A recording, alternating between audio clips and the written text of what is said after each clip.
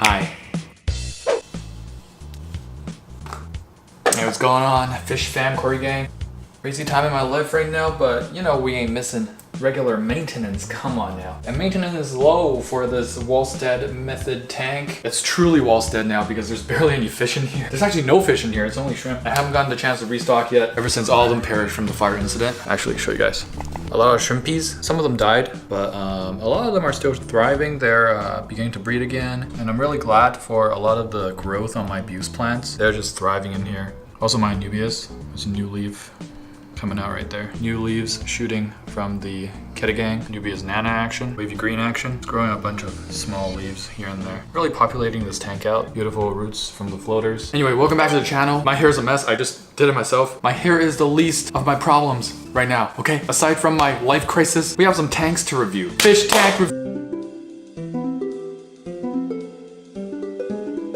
Update on the defensive mom with BETTA in small bowl post from a few days ago. So this is what it's looking like. Banana for scale. Thank you for placing that banana there. It is indeed quite a small tank. I feel like I could one bite that banana, just whoop. What that mouth do? Not only is this a small bowl, it also seems like a very shallow bowl. But this is an update, and lo and behold, if you're not getting goosebumps right now, I don't know what will give you goosebumps. That is the update and an upgrade, a direct, no holds barred upgrade for their BETTA fish. I don't know what happened to this mom. Like, that's insane. I want to find out more. Like, of course, there's artificial decoration, but who cares? There is live plants in there. I'm not sure if the grass is good in there, y'all. I don't look like Vase to me. I might want to double check on what grass is being used in here. It might start rotting and then give out unnecessary ammonia, nitrate. But dang, nutrient-rich substrate. Looks like aqua soil. Looks like a 10-gallon, maybe a 5-gallon. Who cares? It is a superb upgrade. Okay, here's more of an explanation. Hey everyone, thanks so much for positive encouragement you gave to my mom. When I showed her all the comments weren't negative, she was very touched. Within minutes of putting this fish in the upgraded tank, the mother said, I've never seen it move that much. See, that's what these fish abusers don't get. They should all experience this upgrade, and then they can pick for themselves which one they would want for their fish. A fish that's trapped in this small thing, or a fish like this mother has upgraded to, that the fish can actually swim happily about. I look kind of insane doing this. I promise you, I'm not on drugs, nor have I ever done drugs. Maybe Tylenol. This bowl to this tank is crazy, and it's all thanks to kind Redditor fish keepers. There's a very important point here, and I say this across my videos. I might make fun of fish abusers on my platform. It's for entertainment. But what I always say, even though I go ham on these fish abusers, never do it in real life. Just like myself, I don't do it in real life. You might think, gee, that's cowardly. No, that's not the case. I'm like 6 feet tall. I hit the gym like 3 times a week. I don't need to be cowardly to people. It's because when you go hard and like start calling them names or saying disgusting things about them, like, oh my gosh, you're a fish abuser. Oh my goodness, like, why would you treat your poor fish this way, you disgusting person? You're no better than like P. Diddy. That is a stretch. No, that doesn't help. And you can see it so clearly in this example. Nice guys might finish last, but they also convert your fish abusing mother into someone who loves fish for real and treats them with the right husbandry. Be a nice guy. Don't even give constructive criticism when not asked. Maybe gently nudge them. Show them YouTube videos. Show them what other people are doing. If you start name calling, if you start raising your voice, if you start feeling frustrated, they will become defensive, like Metapod, Arden, or Geodude, defensive curl. Their defense and special defense will go all the way up through the roof, and they will double down on their stance. But loving responses, man, I want to see like the original post. I feel like it's so peak wholesome fish keeping community. That is the way. Fish keepers all over the world, auto fish, roll out, kill them with kindness. This is why people should first approach any bad husbandry with delicate education, in my opinion. If people jump to, this person is disgusting, that little fish might not be in a great new home. This is exactly what I just said. Is this guy me? Is that my account? No, it's not. Change starts in here. What kind of, is this fish tank review? Guys, quick pause, wow. Thank you to the sponsor of this episode, you guys, for smashing that like button, supporting on Patreon, wow. And checking out my new channels, that's right. Plural. Check out Wang's World, and my other new channel is PokeWang. That sounds kind of gross. I'm not trying to be poked. I just grew up loving Pokemon, and I'm now getting back into it. As a grown man, I am becoming less and less attractive every day. And that's okay, I'm following my heart. I'm following my, oh my god. Thank you so much for your support. Kudos to my local PetSmart. They seem to take good care of their fish department. No freaking way. Under treatment, not sellable. Holy cow. Where was this at my Petmart? Everything was sellable. Literally everything had to be sold for some reason. There was no quarantine. And if there was, it was just like one tank in the back and we called it the morgue because ain't no fish making out of that quarantine tank. Get out of here, bro. We got whole shipments of just fin rot. Ick. Honestly, the quarantine tank might have been worse. How did you... Is Big Corpo PetSmart changing upstairs, or like, are you just doing this vigilante style, not letting your bosses know about this? Either way is commendable. I commend you for this. And remember, folks, when you go to PetSmart or Petco, don't get mad at the people working there. Even if they don't know their stuff, it is not their fault, and that needs to change these big glaring issues. Paxor sent in their first ever Riparium. Incredible. I hope this isn't your first ever fish tank as well, because I'm gonna quit. Just kidding, guys. Never compare yourselves to other people. Don't do what I do, do what I say, because no, I will actually quit. Man, it's easier to preach, but it's hard to like actually do it yourself. I'm such a hypocrite. This is mostly Foundscape, so it looks pretty expensive, and it probably is quite expensive. Like the lighting setup, that looks fancy as heck. So many plants, although a lot of them are probably propagated by this person. So it's as cheap as possible, as resourceful as possible, and they have Ember Tetras. They have 2 super red bristlenose plecos. They got a Programi, a Coolie Loach, or a School of Coolie Loach, and a young Siamese Alligator. That will be moved out when it gets a little too big, too chunky, and boy do they get chunky. First thing, just worried about your heater. If the heater is exposed too much to ambient air and not submerged, because I think that is a fully aquatic heater, there is a line indicating like don't make it drop lower than this, don't make the water level drop lower, or else the heater will like overheat and kind of the glass will crack or explode. It's not a Micro Bay explosion, relax. But it still won't be good because there will be electrical circuits leaking into the water, shocking your fish. There'll be other stuff leaking into the water. It could be electrical hazard. It's just not a good time. So watch out for exposing heaters like that. Other than that is complete beauty. Hydrocotto tripartita carpet. What? I mean, I see you try to carpet with dwarf sash, but the Hydrocotto tripartita had its own plans. Okay, it's like, no, let me show you how to carpet for real. Boom. And the plants you get from the home garden center, we got spider plant, we got maidenhair fern, some pothos, maybe a philodendron, and we got peace lily. That's right, I know my plants now. My terrestrial plants, test me. Calathea, Monstera adansonii. And we're starting off very strong this episode. 5 out of 5! Keep it up. Worst fear came true. Okay, did I just say we started off quite strong? Really shoved my own words right back into my golden throat. That's so depressing, I'm so sorry. It doesn't even look like a super big tank, but it just makes me more and more nervous every time I see something like this. And it's a complete travesty. Like, there are fish in there and shrimp in there probably that are now deceased. The carpet is completely ruined. The flooring underneath, depending on when you got home and dried stuff up, it's gonna be flipped. Like, that looks like laminate wood flooring. I mean, now I know about floods, okay? The condo fire, the sprinkler flooded like 20 floors in my condo, flooded my entire condo unit, and all the floors and even some of the wall has to be upheaved, replaced completely. So this is a nightmare. That's why I'm not trying to worry about big tanks right now. I don't know when the next time is that I'll get a big tank. Maybe when I actually have my own detached home. This hobby is supposed to be relaxing, for me at least, and for most of you too. It should be a relaxing hobby first and foremost, and I'm not relaxed if I have to worry about like a big tank and one of the sides of the glass breaks or it topples over or anything like that. So smaller tanks and nano fish keeping has given me inner peace, joy. My soul can rest in Jesus. I don't wish this upon anyone. I hope this never happens to you.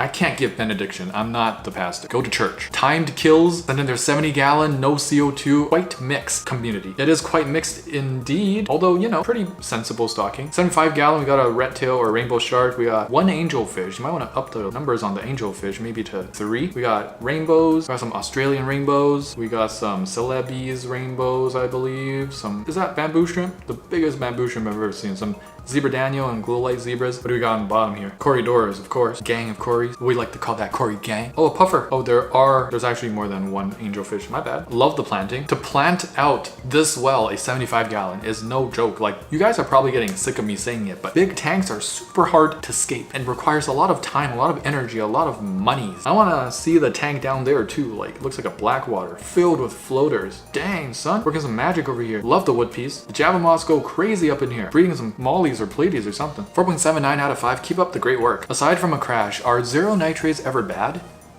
Sorry, what? First What are you subtly flexing on us? What kind of question is this? And then you follow it up with this crazy wall of pothos. Holy cow. The last time I saw a pothos wall that crazy was at my local sage store, like dispenser thing, the scent dispenser. They got a crazy pothos wall, even crazier than this. But I mean, this one's very impressive. Tell me your pothos secrets now. Zero nitrate is not necessarily bad if you're just talking about fish, but it is pretty bad if you're talking about plants. Like if you have a planted tank, you don't want your nitrate level to be 0 because then they're going to be pretty much lacking a pretty important nutrient. So then you will see signs of that. Yellowing, holes, no growth, very stunted growth, dying back. Oftentimes it's pretty rare to get 0 nitrates anyway. It could be an indication that your cycle is broken or wasn't set up properly to begin with. The Sinister X8 sent in their betta fish tank. I like where it's going. It looks like it's a bit black water. You got some live plants in there. It's not a super bad size for a betta fish. It's looking like a 5-gallon at least, so hey, no problems there. And the betta looks healthy. Just a few nitpicky things if I had to nitpick a little bit, and it could be a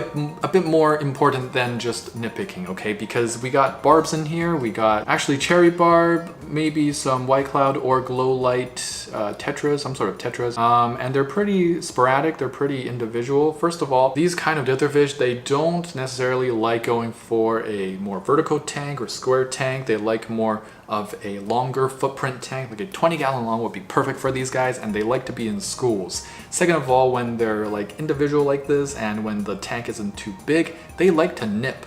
And I wouldn't be surprised if they start nipping at your betta's fins. These guys are not aggressive at all.